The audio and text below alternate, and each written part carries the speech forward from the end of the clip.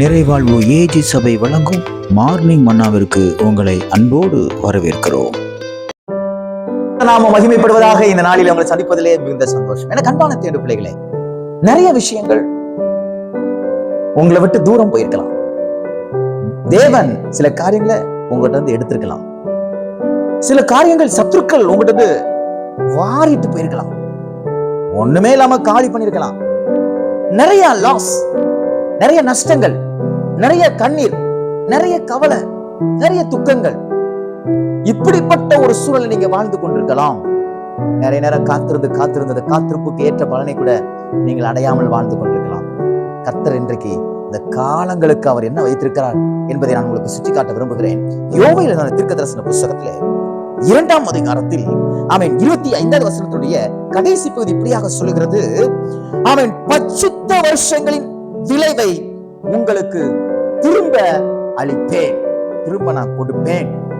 என்னென்ன காரியங்கள் எல்லாம் உங்கள் வாழ்க்கையிலிருந்து சூறையாடப்பட்டதோ, எவைகள் சூறையாடினதோ, அது நாட்களாக இருக்கலாம், வருஷங்களாக இருக்கலாம், ப்ரொமோஷன்ஸா இருக்கலாம், பணமா இருக்கலாம், சந்தோஷமா இருக்கலாம், அல்லது உங்க கணவனாருடைய காரியமா இருக்கலாம், உங்க மனைவியுடைய காரியமா இருக்கலாம், ஏன் உங்க பிள்ளையுடைய விஷயமா இருக்கலாம்.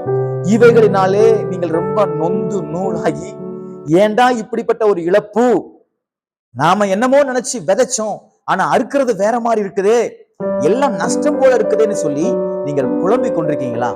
எத்தனை மாதங்கள் புலம்பினீர்களோ, எத்தனை வாரங்கள் புலம்பினீர்களோ, எத்தனை வருஷங்கள் புலம்பினீர்களோ அது எனக்கு தெரியாது. ஆனால் ஒன்று எனக்கு தெரியும், அவைகளுக்கு ஏற்ற மறு உத்தரவை, அதற்கு ஏற்ற பிரதிபலனை, அதற்கு ஏற்ற நன்மையை, அதற்கு ஏற்ற ஆசீர்வாதத்தை ஒரு மடங்கல்ல பல மடங்காய் கர்த்தர் திருப்பி தருவார். நிச்சயமாய் திருப்பி தருவார்.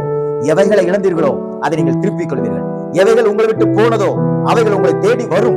எவைகள் உங்களை வேண்டாம் என்று ஒதுக்கினதோ அவர்கள் நீங்கள் இல்லாமல் ஒன்றுமில்லை என்று சொல்லுகிற அளவிற்கு உங்களை ஆண்டவர் உயர்ந்த ஸ்தானத்திலே கொண்டு வைப்பார். யோசித்த வாழ்க்கையை பாருங்கள், எவ்வளவோ நஷ்டம், எவ்வளவோ இழப்புகள், ஆனால் அந்த சிங்காசனத்துல போய் உட்கார்ந்த உடனே அவன் லெவலே மாறிச்சு பாருங்க. அவன் படிச்ச கண்ணீருக்கும், அவன் பட்ட பாடுகளுக்கும், அவன் பட்ட அவமானத்துக்கும், அவன் பட்ட வேதனைக்கும் பல மடங்கு அதிகமாய் கர்த்தர் அவனை ஆசீர்வதித்தார்.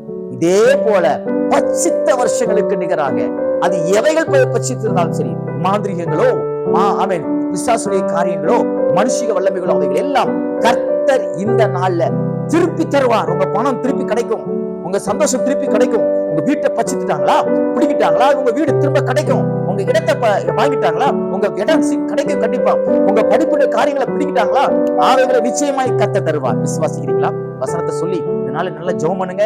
இந்த நாள் நீங்கள் எல்லாவற்றையும் திருப்பி பெற்றுக் கொள்கிற நாளாக தேவன் மாற்றிக் கொடுப்பாராக. God bless.